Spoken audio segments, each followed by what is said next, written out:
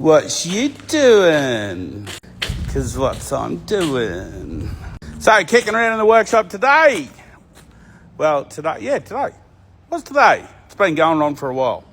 Customers got a truck here that they want to tow a caravan with, but it's got one of them really long, overbuilt. You can see that's where the end of the chassis is, and that's where the end of the tray is, right? And they want to tow a caravan, and that's what the engineer come up with.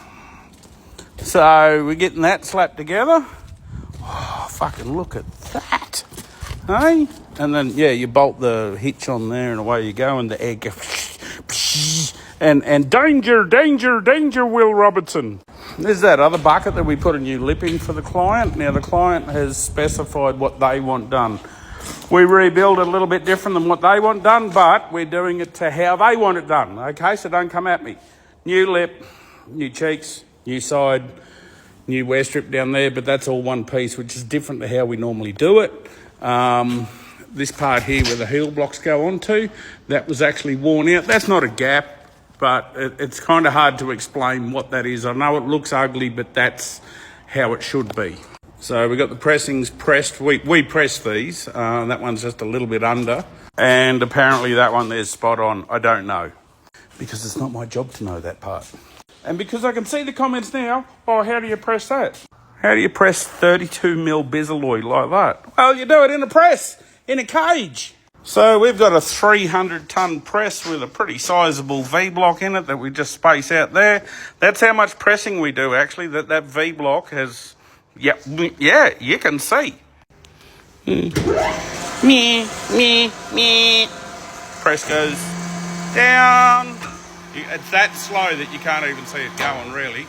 Press goes up. But it's been a bit naughty, so we lock it in a cage. Actually, Aussie Sarah, it lives in chastity, okay? It's locked in a cage all the time. And this is what I'm working on. I only started this morning, and it's not a skull fuck, far from a skull fuck, but it's a little bit... It was really bad.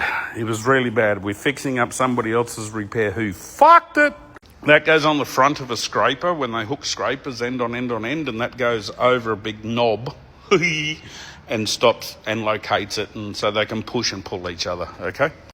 But they're the sections that I cut out, and you'll see that they're way up here because whoever repaired it, and I don't know why, and even the owner of the machine doesn't know why, how come they joined it so close.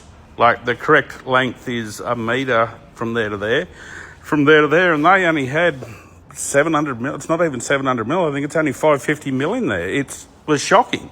But to save things pulling around and farting around and carrying on, we just got a lump of steel into the workshop, and we levelled it all up where it had to sit, and then just put wedge when it was all still one part. So this is how it came into the workshop. We got it sitting where everything was all level and these beams were level, blah, blah, blah. Put a wedge under there just to hold it in place, tack the wedge in place. Then we welded these fellas onto there, and onto there. And what that does is locks it in that position. So when we weld this fella out, there's going to be super lots of weld in there. More on that in a minute. It's going to pull and want to fucking carry on. Well, we've got it welded down. Once we finish welding it, we'll naturalise the weld, meaning we'll heat the living snot out of it. And that'll relax the weld. And then when we knock all that stuff off, it's not going to change its positions on where it sits. Now, to cut them off, I actually use the new plate cutter. Yes, it's called a quickie, but some people don't like that word. So, and we just set it up on these bits of RHS here and just cut through that one as well. But the skull fuck was, we didn't realise that's a hollow bar. And you'll see there, hollow on that end. So I measured how deep it was until it hit the solid area there, and then we cut it through right on the very end of it there. And anyone who's tried to cut through pipe like that, yes, it was a little bit of a fuck me when we realised that it was hollow, which, anyway, tis what it is. So what I've done down the back there, that piece of pipe is just centre in the bushes. Drew a centre line down there to make sure that's at right angles to this, so the angle of the dangle equals the heat of the meat.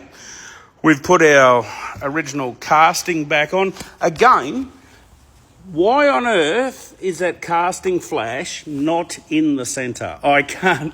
Anyway, that's between Caterpillar and their wankers, those engineers. So we've got a centre line so that everything is going to pull straight. And then we put our piece in, which was lucky because we got a big chunk of 4140 in for that job. And I prepped the ends of it this morning before I had an appointment this morning. And then, so I prepped each end of it. We're just walking out to it. Because what the original plan was prep each end, cut it in the half or cut it to the measurement, and then prep it on a bandsaw just like that, because that makes it so much easier and quicker to prep. Thank fuck we didn't, because we would have had a big fucking thing hanging out in the fucking open.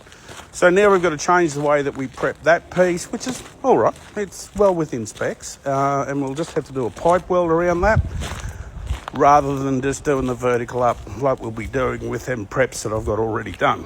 So that's the wrap up from the workshop. Hashtag call your mate, see a professional, have a heart, spread the shit around, and I'll talk to you later.